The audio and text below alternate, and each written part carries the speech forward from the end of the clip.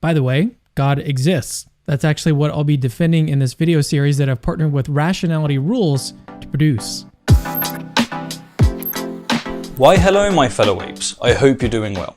As said by Cameron Bertuzzi of Capturing Christianity, he and I have partnered together to try out a new debate format in which we will respond to each other as many times as we see fit, utilising all the time and research we need to most effectively convey our points.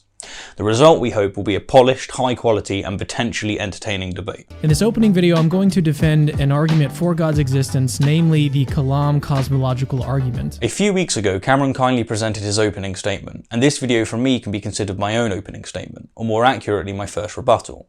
Indeed, one of the primary perks of this format is that the objector can reply directly to the arguments presented by the defender in their opening, thus allowing us to delve straight into the thick of it. Before we do this, however, I just want to 1. Urge you all, if you haven't already, to watch Cameron's opening in full before watching this rebuttal, and 2. I want to sincerely thank Cameron for taking part in this experiment. I'm sure, Cameron, that things will get heated as this series progresses, and dare I say, if it didn't, it would be boring, but know that I am very grateful for you taking the time and commitment to engage with me in this format. Thank you. I promised you an updated formulation of the Kalaam cosmological argument, and here it is. Premise 1, there is a first cause. Premise 2, if there is a first cause, then God exists. And the conclusion follows, God exists. So there's Cameron's argument for the existence of God. As he says himself, it's a deductive argument that takes the form of modus ponens. Modus ponens. But with the exception of his first and second premise being the other way around. The logic of modus ponens states that if P, then Q, P, therefore Q. The first premise is thus a conditional if-then claim, that is, P implies Q. The second premise is an assertion of P, and the conclusion deduces that since P is true, Q must also be true. Again, Cameron's argument doesn't quite fit the form of modus ponens, as he switched the order of his premises, but so far as I know, this isn't really an issue, to the extent in fact that for the purpose of continuity, I will throughout this series employ the same form of modus ponens as Cameron. The first thing to do with any argument is to ask, is it logically valid? That is to say, assuming that both premises are true, does the conclusion actually logically follow? This step is so crucial, and it's really, really unfortunate that it gets overlooked in a lot of these online discussions. But looking back to my argument, we can see that it is actually logically valid. The conclusion does follow logically from the two previous premises. Indeed, like most forms of modus ponens, Cam's Kalaam is logically valid since his conclusion follows from his premises.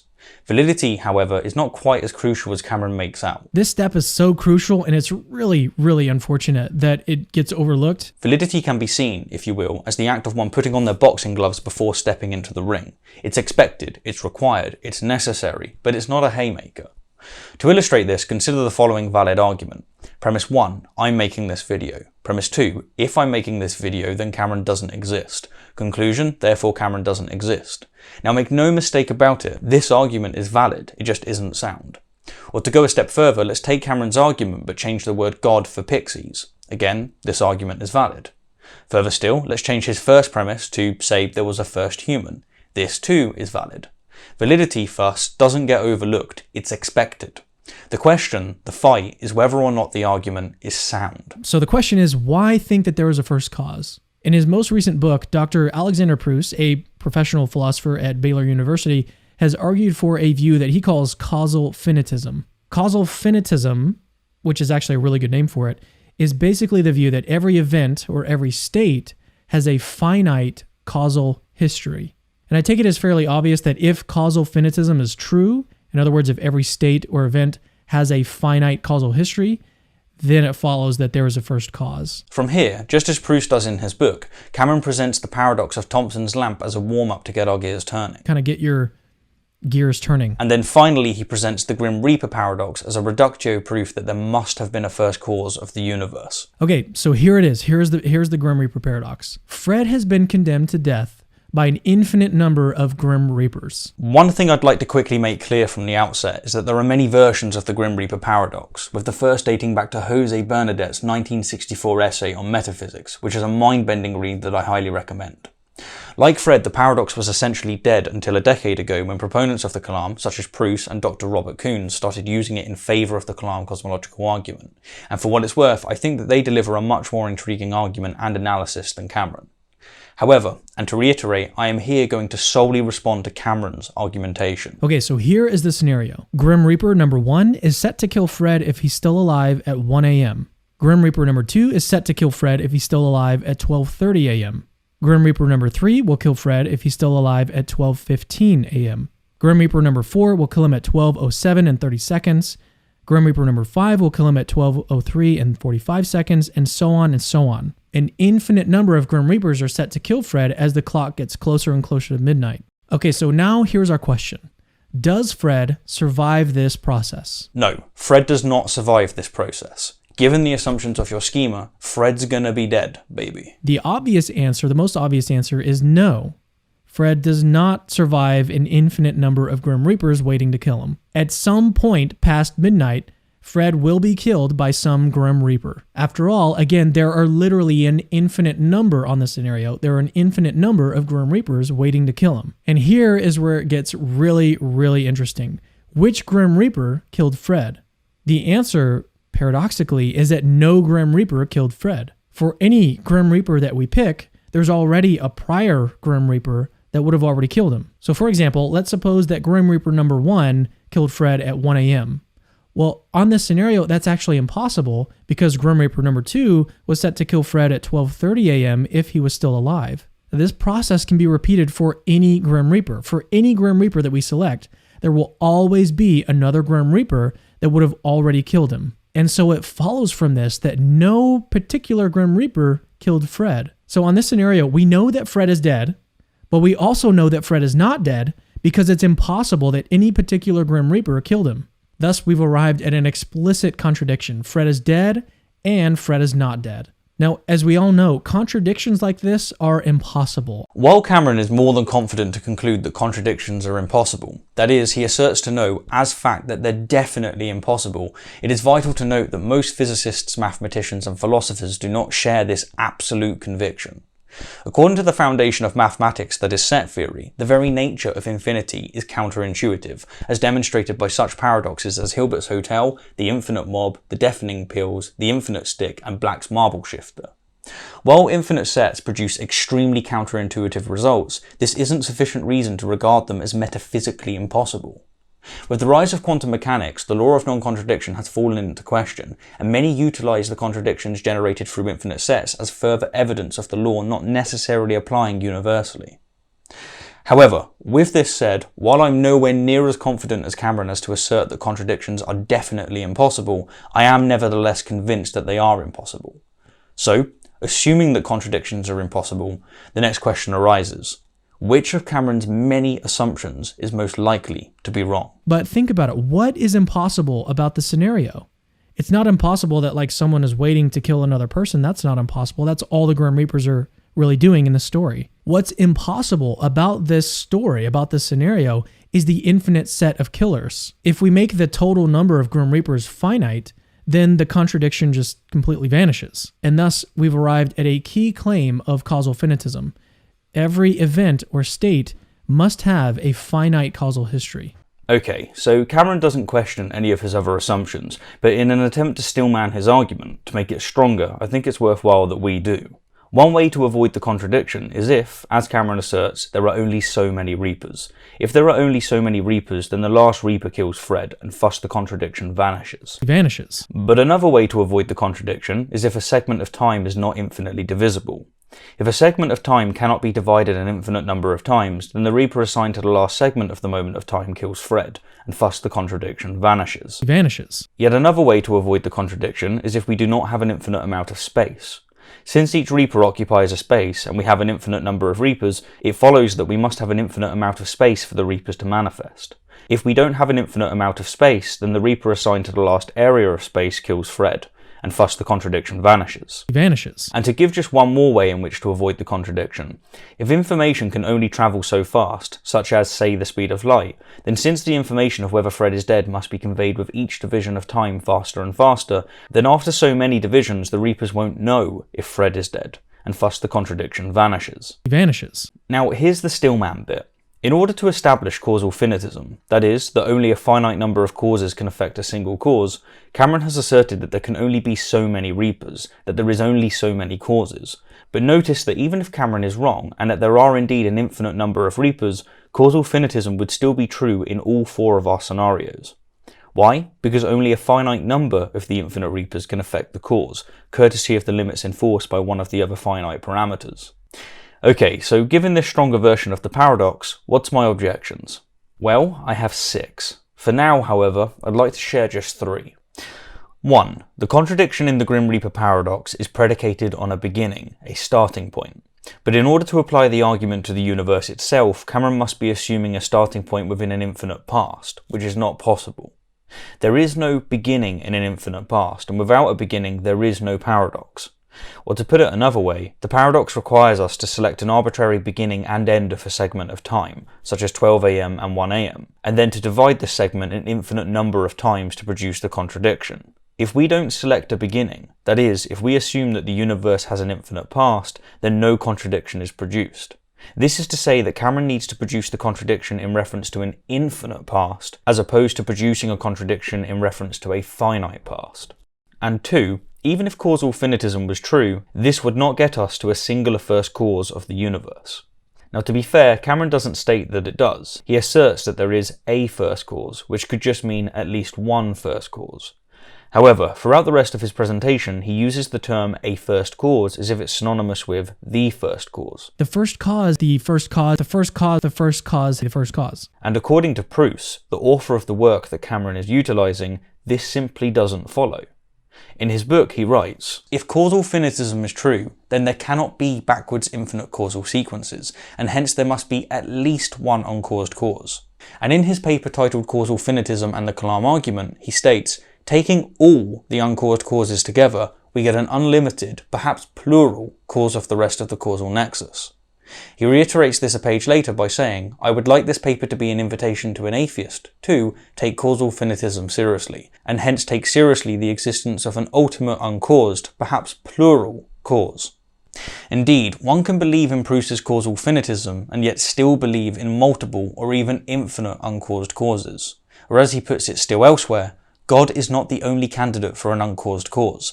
First, one might think that there are uncaused random quantum fluctuations all around us, none of which is God. This is to say that while Cameron asserts that if causal finitism is true, then there must be a single uncaused cause, The first cause, the first cause, the first cause. Pruss does not.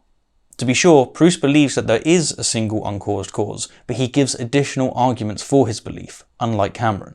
And this brings me to my final objection. Even if it is the case that certain kinds of large and small denurable physical infinities are impossible, it does not follow that therefore all kinds of large and small denurable physical infinities are impossible. The universe might, for instance, be finite in matter, but infinite in circular causal chain. Dr. Graham Oppy, in his book titled Philosophical Perspectives on Infinity, which, like Bernadette's work, is mind-bending, goes through a great many paradoxes which use infinite concepts, including one that is extremely similar to the Grim Reaper paradox, where in place of reapers it has gods and in place of Fred it has Achilles. And after speaking at length about each paradox, Oppy concludes, "One cannot argue from the mere fact that one has described an inconsistent scenario involving the occurrence of large and small denurable physical infinities to the conclusion that it is impossible for there to be large and small denurable physical infinities. At the very least, one has to be able to show that the inconsistency arises only because of the presence of large and small denurable physical infinities." Furthermore, it is very easy to make the mistake of supposing that because certain kinds of large and small denurable physical infinities really are impossible, it follows that all kinds of large and small denurable physical infinities are impossible. Okay, with that cleared up, let's get back to Cameron. Okay, so let's move on to the second premise of my argument. For reference, it says that if there is a first cause, then God exists. My primary argument in support of my second premise focuses our attention on the difference between the caused and the uncaused. Absolutely nothing, like no object at all in our experience is uncaused. All right, so suppose that you were like walking or hiking through the forest one day with a friend of yours, a buddy, and you come up on a green stone that's laying in the path. Your friend picks it up, he looks at you and he's like, "Not a lot of people know this, but this is actually the only uncaused thing in the universe." Of course, this little random green stone that he picked up off the ground is not uncaused, but why? In order to prove his second premise, that if there is a first cause, then God exists, Cameron takes us on a long and admittedly entertaining hike, which I'll abbreviate in interest of being succinct. After giving us a few examples of his buddy claiming that various items are uncaused, Cameron describes a scene in which we approach a strange floating orb of light. Floating orb of light. That's completely alien to us. And he eventually reasons that while we might not know what the orb is, we do know that it was caused. Now here's something that probably hasn't crossed your mind in this scenario. Oh, well, this ball of light just exists without a cause. The purpose of this story is to illustrate the point that you don't necessarily have to have prior experience of something to know that it has a cause. As an empiricist, I would say that to concretely know something, we must verify it through the scientific method. But yes, I concur, I would implicitly assume that the orb had a cause. Why? Because everything macroscopic, that is, everything visible to the naked eye, seems to cohere with classical causation. Here's my point. Even though this thing is very different from other things that we ordinarily experience, being very different is not a relevant difference between something that is caused and uncaused. Let me approach this obliquely. A couple of centuries ago, Newtonian classical mechanics ravished the world over, as they enabled us to accurately describe the motion of macroscopic objects, from arrows to aircrafts to planets. And indeed, they still do. But when Newton applied his laws to the solar system at large, he noticed inconsistencies, and rather than considering that maybe, just maybe, his laws do not apply universally, he invoked God. It's a classic God of the gaps argument. And for centuries after him, brilliant minds did the same. They continued to believe that Newton's laws are universal laws. We now know, of course, that classical mechanics does not apply universally, and that they're especially incompatible with the super small. Now, if such things as size and speed are relevant differences when it comes to the axioms of classical mechanics, then we have good reason to suspect that size and speed might be a relevant difference when it comes to the axioms of classical causation. In fact, there is plenty of evidence in quantum mechanics, the study of the very small, that heavily indicates this. My point is that we've done this. We were once so hubris to claim that classical mechanics must apply universally based on the fact that it applied to everything we experience in our day-to-day lives. But physicists at large have learnt from this intellectual blunder that just because a law or theory applies to almost everything we measure, it doesn't follow that it necessarily applies universally. As Cameron said himself, we don't have a concrete example of something that is uncaused, and so to confidently claim that being very different is not a relevant difference between something that is caused and uncaused strikes me as hubris of the worst kind. My proposal, and this is where we're going to start to see the connection to God, is that the relevant difference between the caused and the uncaused is limits. Right, so a moment ago, Cameron correctly stated that we have no concrete examples of something that's uncaused. Absolutely nothing, like no object at all in our experience is uncaused. But now he's confidently asserting what properties uncaused things necessarily have. The relevant difference between the caused and the uncaused is limits. My fellow apes, if you seek a contradiction, then look no further. So what proof does Cameron provide for this staggering claim? Part of the reason why we think that rocks and branches and people and cars and mountains have causes is because they're limited in various ways. In general, limits have causes. There's a reason why my computer right here has a 2 terabyte hard drive instead of a 4 terabyte hard drive. There's a reason that I have the limited amount of power that I have. For example, I haven't been to the gym in a while. Limits, or things that possess limits, have causes. Alternatively, let's think about something that has no limits. Wait, is that it? Remember, despite Cameron having no concrete examples whatsoever of an uncaused cause, he has confidently asserted that all uncaused causes must be unlimited. And to prove this, he's reasoned that since caused causes have limits, it somehow follows that uncaused causes don't have limits. This is a non sequitur. Cameron, if you'd be so kind, please come back to this premise and offer something far more substantive. Alternatively, let's think about something that has no limits. Some atheists will say that an eternal universe doesn't need a cause. An eternal universe has no limit in time.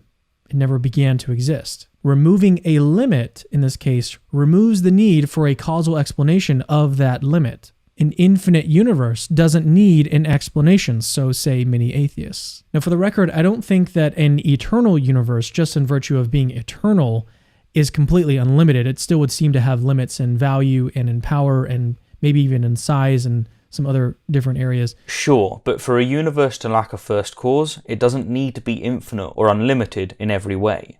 The universe could be finite in matter and space, but infinite in temporal states. Or it could, to give just one more example, be finite in space and time, but infinite in matter. A first cause does not need to be unlimited in every way, as cautioned by Dr. Oppy. But the point is that a lot of atheists seem to recognize that limits are a relevant difference between the caused and the uncaused. This is not an argument. It's a weird type of appeal to popularity, which technically is an argument. Most people, and especially scientists, don't assert knowledge about uncaused causes since they have no experience, no data of uncaused causes. What's more, even if all atheists believe that limits are a relevant difference between the caused and the uncaused, this would do nothing for the soundness of Cameron's argument. He needs to prove that uncaused causes are unlimited, and an appeal to popularity or even intuition isn't going to cut it. Like his last premise, he still has all of his work still ahead of him. Now, if, in general, limits have causes, then we have a very powerful reason for thinking that if the first cause has limits, then it has a cause. However, as we saw earlier, the first cause is basically by definition uncaused. Otherwise, it wouldn't be the first cause. Again, it's uncaused, yes, but not necessarily unlimited. Cameron is making a huge leap here. But then it follows from this simple argument that the first cause has no limits. Now, as a truly, thoroughly unlimited thing, it would have no limits in shape, no limits in size, no limit in power, in knowledge, in goodness, or in value. Goodness. Why would an unlimited thing be conscious, let alone morally good? Cameron has again provided no argument for either of these propositions. Again, other proponents of theological arguments do, but Cameron hasn't. He's making bigger and bigger leaps with less and less reason. His second premise is on very weak ground indeed. In other words, an unlimited nature points to a perfect nature, a nature that is supreme, a nature that cannot be improved upon. So in other words, an unlimited nature points to God. And here's just one more consideration. If God is unlimited in every way, he can make a rock so heavy that he can't lift it, and thus he's not unlimited in power, for he can't lift the rock. On the converse, if he can't make the rock, then he's also not unlimited in power. Thus, unlimited power leads to a contradiction, and according to Cameron, contradictions are impossible, and so he's disproved his own God. Now, if Cameron opts for the maximally powerful instead of unlimited power, then his God, like all causes, is finite. Anytime I can, I like to summarize the main points at the end of my videos, and I think it'd be helpful if I do that here as well. First, we looked at 3 important historical inaccuracies in Stephen's work on the Kalaam. Yes. Cameron spent the first 5 minutes of his opening quarrelling with some of my prior comments on the historicity of the Kalaam, and to be fair, a few of his charges are accurate. For what it's worth, I actually think that Cameron and I could have a really interesting conversation on that topic in and of itself, as while I don't disagree with him on the history of the Kalaam, I do disagree with him on what constitutes a Kalaam argument, and thus I attribute accolades differently. However, I won't express my reasons here because it's simply not relevant to Cameron's argument, and as such it would serve at best as an unwanted distraction, and at worst as an act of poisoning the well, and that's just not my cup of tea. I want those of you who have not seen Cameron argue before not to be contaminated by interpretations of how he's argued in the past. I then presented my own version of the Kalaam. It says, Premise 1, there is a first cause. Premise 2, if there is a first cause, then God exists. Conclusion, God exists. From here, I gave defenses of both premises. The first premise was defended via the Grim Reaper paradox, and there we saw that the Grim Reaper paradox leads to an explicit contradiction and therefore must be impossible. Since Cameron's using the word we, I'll do the same. We tentatively accepted this premise, but cautioned that we do not have sufficient reason to assert with certainty that contradictions are impossible, and that there is in fact strong evidence in quantum physics to suggest otherwise. Now, the reason why it's impossible is that causal finitism is true, and causal finitism implies a first cause. Here, we pointed out that according to the author of the book from which Cameron is employing his arguments, it is vital not to conflate a first cause with the first cause. Indeed, Pruss makes abundantly clear that a belief in causal finitism does not commit one to a single uncaused cause. This is to say that Cameron still has a lot of work ahead of him to justify this premise alone. The second premise was defended by locating a relevant difference between the caused and uncaused. In reply to this assertion, we echoed Cameron's claim that we have no concrete examples of uncaused causes, and pointed out his hypocrisy in which a moment later he confidently asserted what properties uncaused causes necessarily have. Talking of which, A relevant difference can be found, however, in limits. Removing the limit of some feature removes the need for a causal explanation of that feature.